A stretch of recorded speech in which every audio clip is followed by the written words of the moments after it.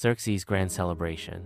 In the third year of King Ahasuerus' reign, from India to Ethiopia, across 127 provinces, hosted an extravagant banquet for all his officials and servants. Over 180 days, he showcased the splendor of his kingdom and the glory of his majesty. When that celebration ended, he invited every person in Shushan's palace, nobles and commoners alike, to a 7-day feast in the royal garden courtyard. The pavilion was draped in white, green, and blue fabrics, hung from silver rings on marble pillars. Golden and silver couches lined the brilliant red, blue, white, and black marble floors. Guests drank freely from unique gold goblets, enjoying royal wine without pressure. Each person could drink as they pleased, just as the king had ordered his officers. Queen Vashti's banquet and refusal. Meanwhile, Queen Vashti held a separate banquet for the women of the palace. On the 7th day, when the king was thoroughly merry with wine, he commanded his 7 chamberlains,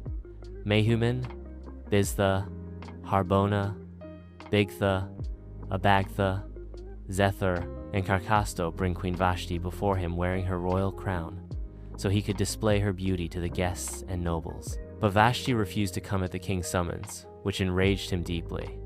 The royal decree. Distressed by Vashti's defiance, the king consulted his 7 top advisors, experts in law and royal protocol: Karshena, Shethar, Admatha, Tarshish, Meres, Marsena, and Memucan. They worried that if Vashti's refusal became known, women throughout the empire would lose respect for their husbands. Memucan suggested issuing a decree permanent and unchangeable to strip Vashti of her title and grant her position to someone more deserving. This decree, once announced in every province and in every tongue, would ensure that all wives honored their husbands, from the greatest to those of humble rank. The king agreed, and letters were dispatched across his vast empire, commanding that every man be master in his own household. Finding a new queen. After Vashti's refusal, and the king's anger had finally cooled, King Ahasuerus couldn't stop thinking about what happened. His advisors proposed searching the entire empire for the most beautiful young women. Officials were sent to every province to gather these virgins and bring them to the palace in Susa. Under the care of Hegai, the eunuch in charge of the harem, each girl received the finest treatments and supplies for a year-long purification process, 6 months with fragrant oils, and 6 months with perfumes and cosmetics. Once their preparation was complete, the young woman who won the king's favor would take Vashti's place as queen. The plan delighted the king, and he immediately put it into action. Esther's rise. Among those brought to the palace was Mordecai's cousin, Hadassah, better known as Esther, an orphan he had raised as his own daughter. Esther's beauty and gentle spirit quickly impressed Hegai. He provided her with elegant garments, allotted her 7 handmaidens from the royal household, and placed her in the finest quarters. True to Mordecai's instructions, Esther never revealed her Jewish heritage. Every day, Mordecai walked past the women's courtyard to check on Esther's well-being. When each candidate's year of preparation ended, she entered the king's private chambers. If the king delighted in her, she stayed. If not, she returned to the secondary quarters. When it was Esther's turn in the 10th month of the king's 7th year, she asked only for Hagai's guidance. Her modest confidence won her immediate favor. That evening, she met the king. By morning, she was crowned queen in Vashti's stead. To celebrate, Ahasuerus hosted a lavish feast for his princes and servants, released funds to the provinces, and distributed generous gifts, a loyal cousin's discovery. Meanwhile, Mordecai kept his post at the king's gate. One day, he overheard 2 palace guards, Bigthan and Teresh, plotting to assassinate Ahasuerus. Mordecai alerted Esther, who quickly informed the king in Mordecai's name. The conspiracy was uncovered, the guards were executed, and the event was recorded in the royal chronicles, though no reward was yet given. Haman's rising power and bitter plot. Later, the king promoted Haman the Agagite above all other nobles. Every courtier bowed when he passed a Divari won, except Mordecai.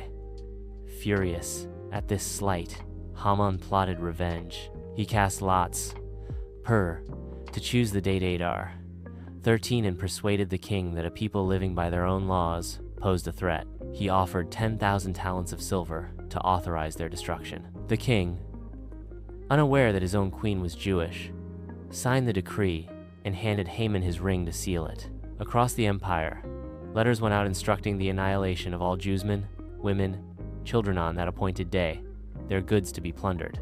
A people in mourning. When Mordecai learned of the decree, he tore his clothes, donned sackcloth and ashes, and wept loudly at the city gate. News spread of widespread mourning across every province. Distraught, Esther's attendants informed her of her cousin's sorrow. Though moved, Esther's first act was to send garments to clothe Mordecai, which he refused. Determined to save her people, Esther summoned her trusted eunuch Hatash and commanded him to learn the full details of the decree and its timing. Esther's courageous plea attached returned with the grim news. Esther knew that approaching the king unbidden risked her life only if he extended his golden scepter could she live. She sent word. It had been 30 days since she'd been summoned, and she feared for her safety. Mordecai's reply was clear. If she remained silent, deliverance would come from elsewhere, but her family would perish and, perhaps, she had become queen for just such a moment. Esther then called for a 3-day fast among all Jews in Susa, declaring, "If I die, I die," and resolved to face the king. The turning of the tables. On the 3rd day, Esther, dressed in her royal robes, stood in the inner court. When the king saw her, he welcomed her and held out the scepter. Seizing her courage, Esther invited him and Haman to a banquet she had prepared. During the feast, the king again promised to grant her request even half his kingdom. Esther replied, "Come tomorrow to my banquet, and I will make my petition then." That night, the king couldn't sleep. He ordered the chronicles read and was reminded of Mordecai's service in foiling the assassination plot. He asked, what honor has been given him? Just as Haman arrived to ask for Mordecai's execution, the king inquired what should be done for someone the king wished to honor. Believing himself the subject, Haman suggested bestowing royal robes, a crown, and a grand parade. Instead, the king commanded Haman to do precisely that for Mordecai. Haman dressed Mordecai in the king's garments, led him through Susa, and proclaimed, "This is how the king honors those he loves." Humiliated, Haman returned home in mourning, still plotting against Mordecai. Haman's downfall. The following day, Haman accompanied the king and queen to Esther's second banquet. Drunk on wine, the king again offered anything Esther desired. She boldly revealed Haman's scheme to destroy her people. Enraged, Ahasuerus stormed into the garden, and Haman fell on Esther's couch, begging for mercy. When the king returned, a courtier pointed to the gallows Haman had built for Mordecai. "Hang him on it," the king ordered. Haman was executed on his own gallows, and the king's fury subsided. A new decree and a festival of joy.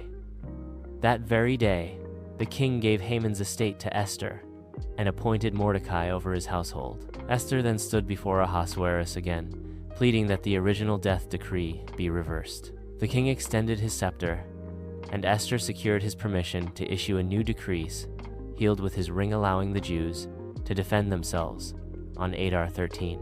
Couriers raced across the empire with the life-saving orders. Dressed in royal blue and white with a golden crown, Mordecai emerged from the palace triumphant. Susa erupted in celebration.